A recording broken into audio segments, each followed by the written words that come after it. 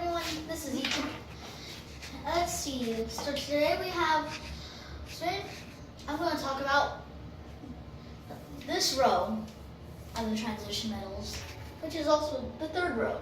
So, I do apologize for not posting videos for about a week, and so I decided to post a video. So I'm doing this for you guys, and hopefully you can have lots of fun. So for hafnium, which I collected a microchip, because hafnium can be found in microchips. So if you take the microchip apart, you can find there's very tiny little silicon boards in the microchip, and those silicon boards have hafnium on them. Hafnium is actually pretty expensive stuff, and hafnium is pretty hard to come by in these parts in the world, so it's pretty expensive. Wouldn't recommend buying it. Tantalum. For tantalum, I collected a bunch of capacitors which have tantalum powder in them. The powder actually helps it store more energy than the ones without the powder does, and it just helps it function a lot better. So here it is. For tungsten, I collected some tungsten bulb filament, as you can see there. The tungsten filament actually they get rarer and rarer as days pass, because it's not very energy efficient. And tungsten's begun to replace lead in the fishing industry. The tungsten is more expensive than the lead, but the tungsten is more environmentally friendly than the lead. So, for rhenium, I decided to collect some conglomerate, which is a rock, and this rock has minerals, and the minerals that are compacted and cemented together with do contain little bits of rhenium. If you don't know this, but if there wasn't rhenium, gasoline would not exist, because rhenium has helped to purify gasoline. So, and rhenium is pretty expensive, and it doesn't react very often, but it's not as unreactive as the platinum group metals.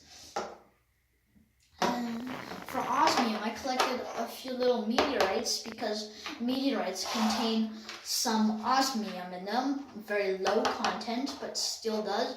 So I collected a significant amount of meteorites, and the osmium in it is still quite low, but it's still there. And the osmium is actually not used very often, and osmium, because it forms this toxic tetroxide, which about 1 gram of this tetroxide can kill about 1 million people. So and the osmium metal has a blue color, which is pretty rare, pretty fascinating, because I do not know any other metals with a blue color. So, and osmium is actually very brittle, so it's very badly suited for jewelry, and so you're very unlikely to find any jewelry of this metal. But this metal is one of the highest melting points, also one of the hardest metals. So here it is. For iridium, which is the rarest element on Earth, I collected some spark plug contacts, and this contains one spark plug contains only about 2 to 4 milligrams, which seems pretty reasonable, because considering the amount of iridium needed isn't very high, and iridium is actually pretty expensive. 1 gram of iridium is probably around 17 euros, or $140.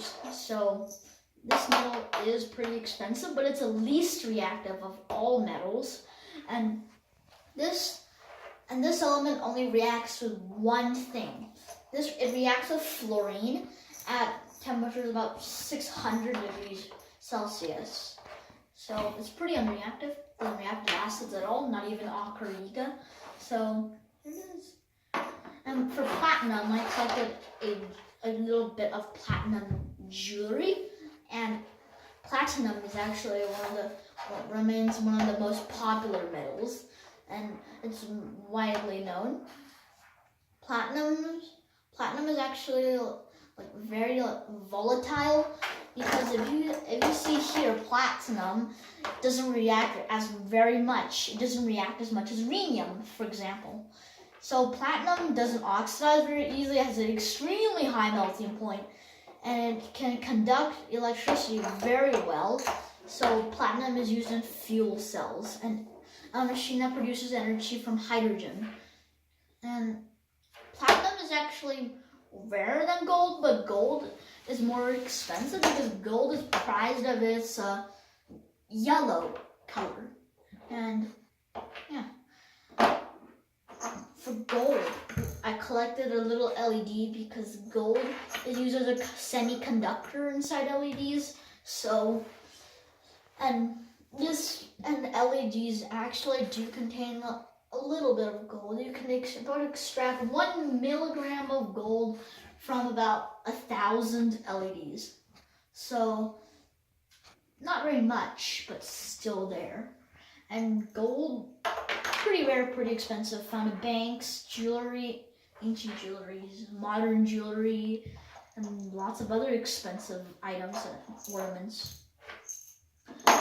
For mercury, I collected a mercury battery because mercury can be used in batteries. I actually collected it because the battery says it contains mercury. And mercury is pretty toxic. It's the only metal that's liquid at room temperature. This is the only metal. This is the metal that has the lowest melting point of all metals. The next one, if you're curious, is cesium. I already explained it in one of my earlier videos, so check it out if you haven't.